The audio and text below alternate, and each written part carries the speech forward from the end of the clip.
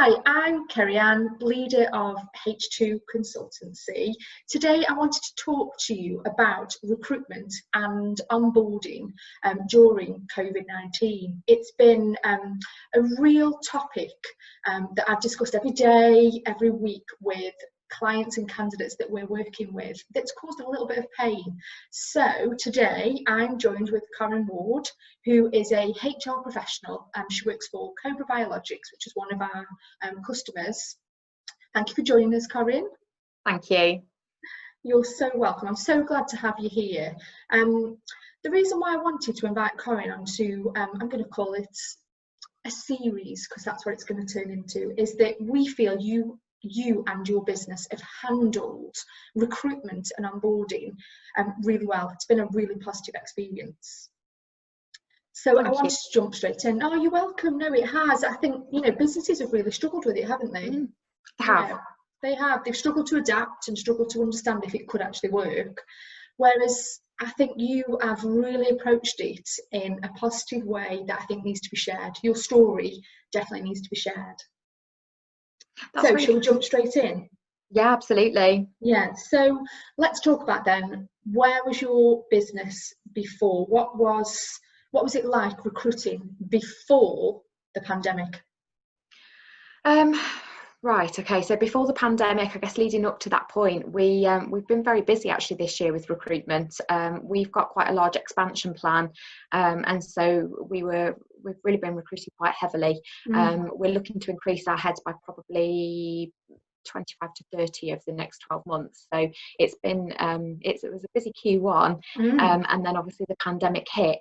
So I guess to give you a feel for what it was like before, recruitment wise, would typically be an on-site interview with different members of business. Generally for a lot of the positions, particularly the technical positions that we recruit for, that would include some sort of technical assessment as well. Yeah. And from a new starter perspective, again, that would be all done on site, meeting with us on their first day and then going off to their business areas and continuing with whatever that induction looked like for them. So it was very focused around being on site in the business. Yeah, and I think that's important because it gives the individual a chance to actually see the premises, but also see the people. Definitely. And that's been a really big draw for us. Yeah, it is, isn't it? Because, I think Cobra is very passionate about selling into people and not just the business as a whole. So I can see why maybe some businesses might struggle with that in terms of adapting their process, if that's also their sell, because potentially that's the big change, isn't it? Definitely. So if we move on then, so what has it been like? What have you had to change over the last 12 weeks to continue recruiting and onboarding? I think initially we had a very small amount of time, probably 1 to 2 weeks, where we didn't do any recruiting. We wanted to just take stock and see what was happening. I mean, going into lockdown was a huge thing for everybody, and we sort of thought, what do we do? Like you said, a lot of our interviews are very much focused on the people and not being able to bring people to site, show them around and let them meet people. We had to rethink how we were going to do that. All credit to the team though, well, the teams actually. There's multiple areas around the business that are recruiting, and they've been fantastic. Within that first couple of weeks, actually, we'd sort of rethought and re-engineered how we did our interviews so that we could keep recruiting, because there was still very much that focus on still bringing people into business. So we've moved all of our interviews over to Teams, which has been great. Business has really embraced it, and people have been so creative about how they've been able to use that.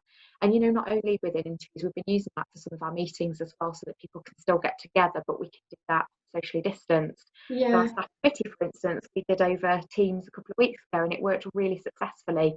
So I'm really proud actually about how people have really engaged with that. The biggie for us was how we did the technical assessments, because typically there were some paper exercises that people would do within a specific time period whilst they were there for part of their interview. But again, the team absolutely amazed me with how quickly they were able to take that online and provide us with a solution. And so we've still been able to do that and essentially invigilate that on the Teams call. Yeah, which I wonder if some businesses, that's the part that they've struggled with, would Was there any reluctance, say, from the candidates that you were interviewing? Was there any, did you have to cover off any areas or give people confidence? I think making light of it at the beginning to say, you know, it's a bit strange not having you here face to face and us doing it over Teams. That certainly puts people at their ease. I mean, for a lot of people, you're right, it has been their first Teams interview, so it's been a little bit strange for them. I think the key thing for me, which is a very small thing to do, is to make sure that they've got adequate instructions so they can see that, you know, they don't need to set up an account. They can join as a guest, having a telephone number that they can call, so they can ring my mobile if they're struggling to get online. You know, those sorts of things have been really useful to make sure that candidates feel at their ease. And like I say, you know, just welcoming them and making sure that they feel comfortable at the beginning of the interview, really just to make sure that they're happy with that, because it is weird, it is a bit different for them.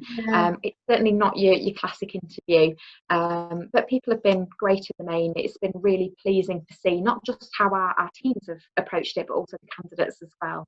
Yeah, of course. And I think obviously like video like we're doing now, yes, we're not physically in a meeting room, but actually it feels very close to that, you know, because we can see each other, we can talk, we can feel, you can see the emotion, can't you? And I think that's what some of our businesses have been worried about, is that, you know, that whole I think same for pandemic, that whole shopping experience where you can't look, feel and touch, and you know, you can't shake hands, you can't read body language wholly, but I think you do get a really good flavour for it as long as you're welcomed and as long as you're given the information. So, you know, we've had some clients that have tested it beforehand to make sure that it works, you know, and we've certainly done that with candidates. We've done a test interview just for a couple of minutes to make sure they can get online, and you know, but I can imagine your team have done so well because you actually did take stock initially. You took a step back for that first 2 weeks. You didn't go into panic mode.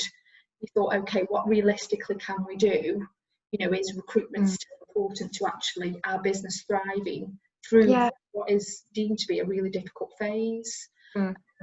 So what does it look like for you? You know, what's life like now when it comes to recruiting and onboarding? Has it started to change? Or I know you've remained consistent, but some things have been different, haven't they, in terms of your virtual side? So are you seeing, how's it progressing now as we come out of, say, a period of releasing, you know, making life a little bit easier after lockdown? I think for us at the moment, we're still carrying on with the Teams interviews. They're working really well for us. And if anything, I'd argue that it's possibly given us a little bit more scope to increase the number of interviews that we're doing. Right. You know, it certainly has been a good way to do that. So it'd be interesting to see what we decide to do when the restrictions are lifted even further. That's certainly been really helpful. We have now been in a position where, say, we've got some more newly qualified scientists that maybe haven't worked in a clean room environment before. We are now in a position now where we have been able to invite them in prior to making an offer, so that they get to look around the facility and check that it's sort of the environment they see themselves working in. So that's been really useful, having that ability to you know, allow people to travel to site to do that. And certainly we've been managing that, although we've got sort of quieter days in terms of traffic in our GMP facility to make sure that, you know, there's adequate space for people and that, you know, we can remain socially spaced. From an induction perspective, actually, in the onboarding, we've also made use of Teams where we can. We had one new starter actually that joined right in the middle of lockdown, so we did a Teams induction for that individual, and that worked really well.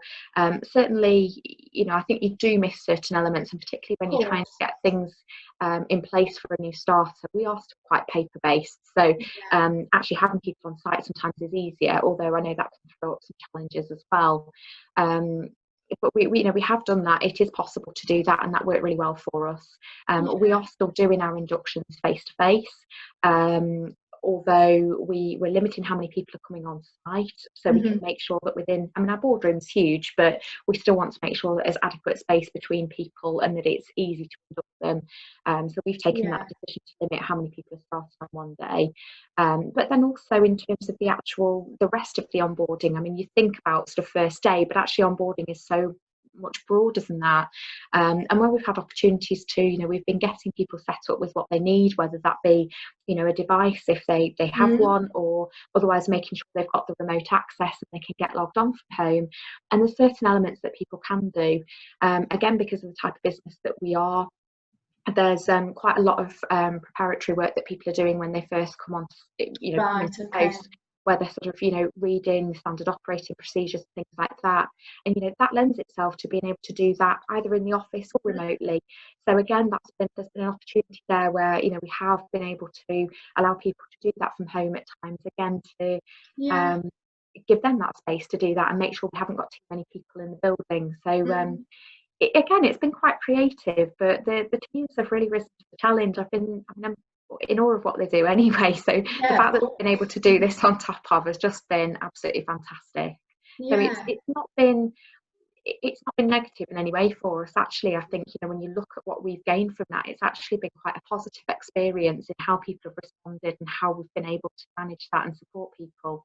And I think you raise a really good point there in terms of how you've moved your interviews to Microsoft Teams, and actually that it's given you more opportunity to interview more people, you know, because you're not having to bring them on site. It's probably shortened the process slightly because, you know, you're not having to welcome them. And I wonder if some businesses, actually, it could be a really positive sign, because historically we do have some of our clients that would not wish to ever interview on a video, but actually this might support those candidates perhaps who aren't able to be flexible around their work commitments. They could do a video interview, so it could actually help to revolutionise the recruitment process, you know, and make it a little bit smoother.